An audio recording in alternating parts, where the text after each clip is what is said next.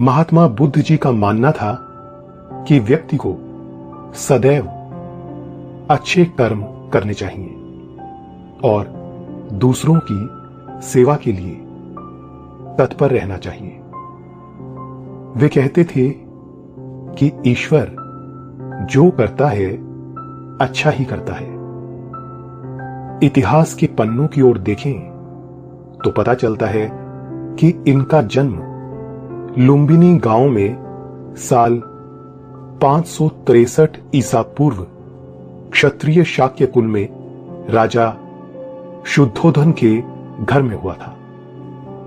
इनकी माताजी का नाम देवी महामाया था, जो कोलिय वंश से ताल्लुक रखती थी। माता का बचपन से ही स्वर्गवास हो जाने के चलते इनका लालन पालन महारानी की छोटी बहन यानी इनकी मौसी महाप्रजापति गौतमी जी ने किया था। बुद्ध जन्म से ही बहुत ही सुंदर काया के मालिक थे।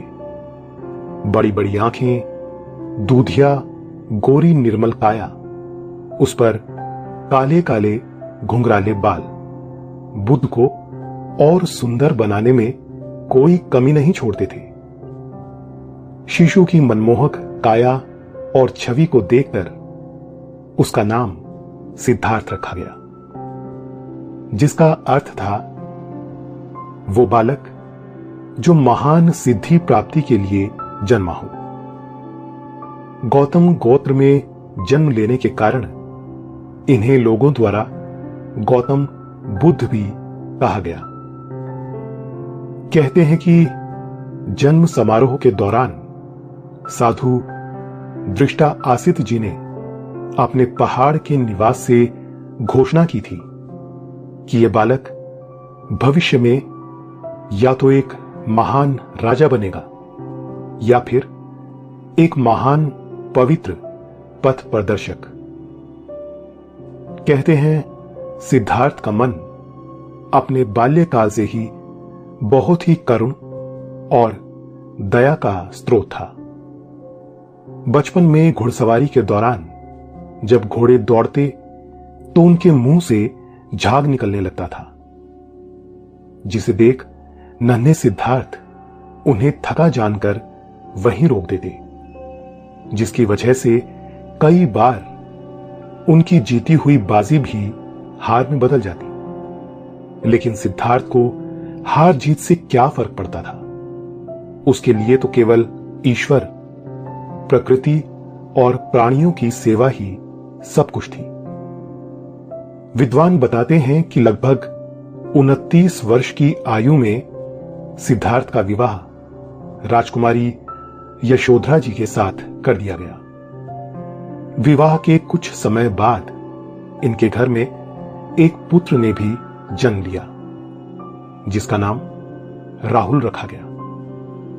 लेकिन यही समय था जब नियति सिद्धार्थ को परम ज्ञान और सत्य से परिचित करवाना चाहती थी। उनके मन में उठ रहे ढेर सारे प्रश्नों का जवाब देने के लिए समय चक्र ने अपनी लीला चली और सिद्धार्थ अपने राजमहल, पत्नी तथा पुत्र को छोड़ संसार को सभी दुखों से मुक्ति दिलाने के मार्ग एवं दिव्य ज्ञान की खोज में सारा राजपाट व मोह त्याग कर जंगल की ओर चले गए। कई वर्षों की कठोर साधना और तपस्या के पश्चात बुद्ध को गया नामक स्थान में एक बोधि वृक्ष के नीचे परम सत्य और ज्ञान की प्राप्ति हुई और वे सिद्धार्थ गौतम से भगवान महात्मा बुद्ध बन गए। अब महात्मा बुद्ध जगह जगह पर जाते और लोगों को उस परम पिता परमात्मा द्वारा दिया गया सच्चा ज्ञान देते थे। वे लोगों को समझाते थे कि उस परम पिता परमेश्वर ने ही हम सभी को बनाया है। उसका न कोई रूप है, न कोई काया, न कोई आकृति है, न कोई छवि, न कोई जात है, न कोई धर्म। वो तो केवल ईश्वर है, परम सत्य है। हम सब उसी की संतानें हैं। इसलिए जात पात नाम की कोई त्रुटि समाज में कभी नहीं होनी चाहिए। यदि हम उस परमात्मा को सच्चे मन से पाना चाहते हैं तो हमें मिलजुल कर रहना होगा। इस प्रकृति की सभी चीजों पर हर प्राणी का बराबर का हक है। महात्मा बुद्ध जी के श्रीमुख से ऐसी ज्ञान भरी बातें सुनकर धीरे धीरे कई लोग उनके साथ जुड़ने लगे। जहां महात्मा बुद्ध के पास केवल एक दो लोग हुआ करते थे, वहीं अब उनके साथ उनके भक्तों की मंडली सी बन गई थी। उनकी महानता धीरे धीरे लोगों में ऐसी बढ़ी कि वो जहां से भी गुजरते, लोग उनके दर्शनों से स्वयं को धन्य करते थे। उन्होंने गांव गांव जाकर पीड़ित तथा मजबूरों का कल्याण किया, उन्हें संकटों से मुक्ति दी और उन्हें एकमात्र परमात्मा के नाम की ओर बढ़ने के लिए प्रेरित किया। महात्मा बुद्ध जी की कीर्ति, उनका यश धीरे धीरे बढ़ता ही चला जा रहा था। लोग अब उनके द्वारा हो रहे चमत्कार भी देख रहे थे।